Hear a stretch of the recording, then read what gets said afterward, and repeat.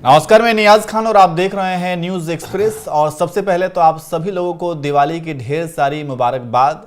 और चलिए अब शुरू करते हैं। जैसा कि आपको पता है कि महाराष्ट्र में चुनावी दंगल शुरू हो चुका है और सभी पार्टियों ने अपने उम्मीदवारों का ऐलान भी कर दिया है और नामांकन की तारीख भी अब खत्म हो चुकी है।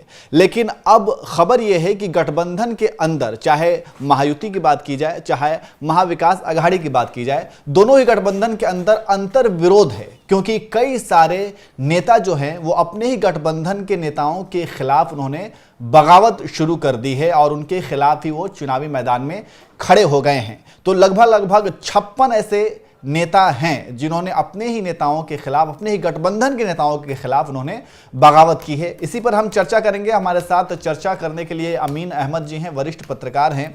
अमीन जी, जिस तरीके से महाराष्ट्र की से जो भी खबरें निकल करके सामने आ रही हैं और लगभग सारा जो है कह सकते हैं कि सब कुछ अब क्लियर हो चुका है, नामांकन की तारीख भी खत्म हो गई है, लेकिन इस बीच अब ये जो खबर आ रही है कि लगभग 56 उम्मीदवारों ने अपने ही गठबंधन के नेताओं के खिलाफ जो है वो बगावती तेवर दिखा रहे हैं, तो इसका नतीजा क्या देखने को मिल सकता है?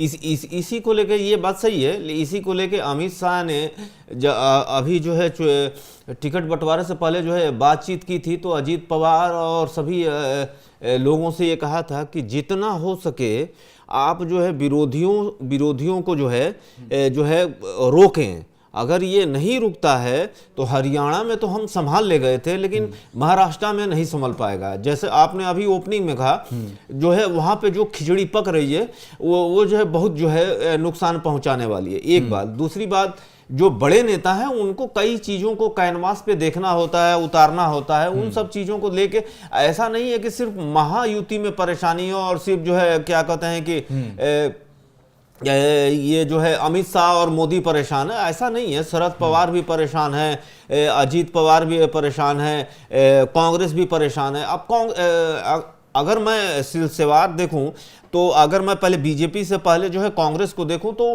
आप देख लीजिए, बारामती में जो है ऐसी रणनीति उन्होंने बनाई है कि अजीत पवार के खिलाफ जो है अपने उन्हीं के भतीजे जो इनकी गोल में है, तो शरद पवार ने इनको उतार दिया है। शरद पवार जो है, अजीत पवार अपने भतीजे को जो है डाउन करने के लिए हर जगह उनकी मिमिक्री कर रहे हैं कि वो रोता है।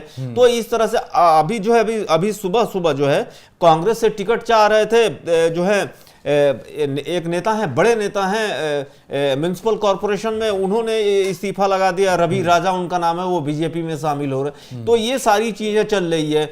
आप देख लीजिए, अणुशक्ति नगर विधानसभा या नवाब मलिका विधानसभा या वर्ली में देख लीजिए या बरसोवा में देख लीजिए या मुंबई की जो 36 सीटें, सिर्फ हम उनकी बात करें तो कई सीटों पे जो है विवाद है। उद्धव की पार्टी में विवाद है, शिंदे की पार्टी में विवाद है, या संजय राउत का आप बयान देख लीजिए कि टाइपिंग गलत है।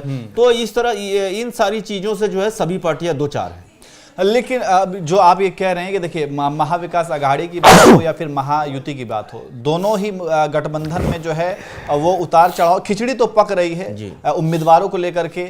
कई सारे उम्मीदवार हैं जो अपने ही गठबंधन के नेताओं के खिलाफ उन्होंने बगावत शुरू कर दिया है। और ये जो नंबर है वो महायुति में 40 ऐसे नेता हैं और महाविकास आघाड़ी में 16 ऐसे नेताओं के नाम आ रहे हैं। ऐसी सीट हैं जहां पर अपने ही नेताओं के खिलाफ बगावत शुरू हो गई है। तो कुल मिलाकर के अमीन जी, जो ये खिचड़ी पक रही है, इन सबको देखते हुए क्या आपको ये लगता है कि ये सिर्फ और सिर्फ एक राजनीतिक मजबूरी है कि इस कारण ये एक प्लेटफॉर्म पे आए हुए हैं? लेकिन अगर वैचारिक तौर पर देखें, क्योंकि हर एक पार्टी का अपनी एक विचारधारा होती है, लेकिन अगर विचारधारा की बात की जाए तो अगर आप एमवीए की देखते हैं तो इसमें कांग्रेस है, एनसीपी है, शरद पवार की गुट और दूसरे उद्धव ठाकरे हैं।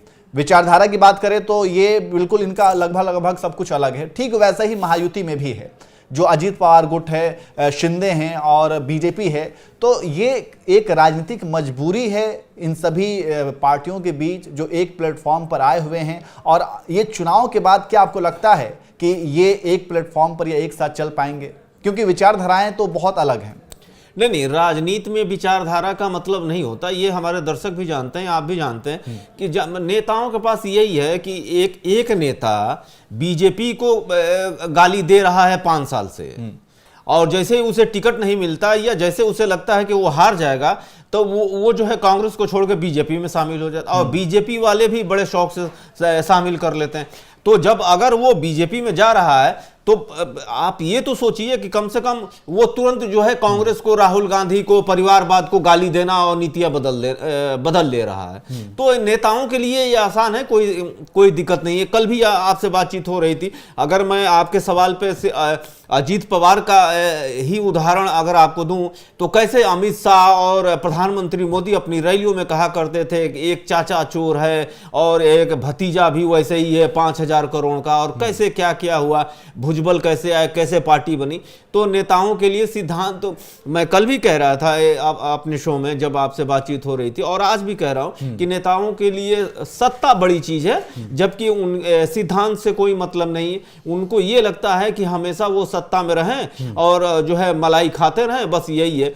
यही कारण है कि आप ये भी तो सोचिए कि जिस पार्टी ने, चाहे वो आप जिस पार्टी को हो, चाहे कांग्रेस को हो, चाहे बीजेपी को हो, चाहे एनसीपी को हो, चाहे जिस भी पार्टी को, अगर आपको पार्टी ने टिकट नहीं दिया तो इसका मतलब ये थोड़े ना कि आप इंस्टिंक्ट जो है पार्टी से छोड़ दें। एक सीट है, 2000 लोग, 500 लोग, 50 लोग, 60 लोग, पार्टी ये सोच रही है या एनालिसिस कर रही है, उसके पास आंकड़े हैं, उन आंकड़ों से अगर वो सोच रही है कि आपको टिकट देने से बेहतर है कि हम फलां को दे दे टिकट, वो जीत जाएगा, तो इसलिए आप पार्टी छोड़ देंगे। तो जो राजनीति की पुरानी परिभाषा थी कि राजनीति में हम आए हैं तो जनता की सेवा करेंगे, ये कतई जो है मतलब ये झूठी और भयंकर झूठी बात है कि अगर इस बात पे कोई ट्रस्ट भी कर रहा। आज की राजनीति में, आज की तारीख में सत्ता भोगना ही राजनीति हो गई है, और नेताओं के मुंह से अगर ये सुन रहे हैं तो ये आपको समझना होगा कि वो झूठ बोल रहा है।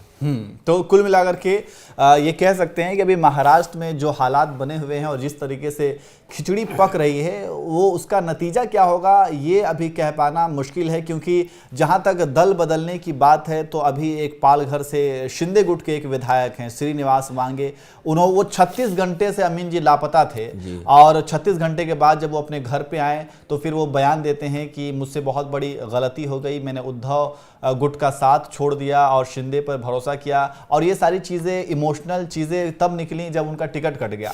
तो ऐसे कई सारे नेता हैं जिनका टिकट कटा है, तो वो नाराज़ हैं और फिर अपनी ही पार्टी के खिलाफ या अपने ही गठबंधन के नेताओं के खिलाफ वो मैदान में उतर गए हैं। तो ये देखना होगा कि आगे क्या कुछ होता है, लेकिन फिलहाल हम आपको बता दें कि 56 नेता ऐसे हैं दोनों ही गठबंधन के मिला करके, जिसमें से महायुति के 40 और बाकी के जो हैं वो महाविकास अघाड़ी के नेता हैं, जिन्होंने अपने ही नेता के खिलाफ बिगुल फूंका है चुनावी मैदान में। तो ये देखना होगा कि इसका ये जो भी समस्या है, इसका समाधान जो दोनों ही गठबंधन के नेता हैं बैठ करके निकाल पाते हैं या नहीं, या फिर इसी तरीके से चुनाव लड़ा जाता है और इसका नतीजा क्या निकलता है, ये देखने वाली बात होगी। फिलहाल इतना ही, नमस्कार।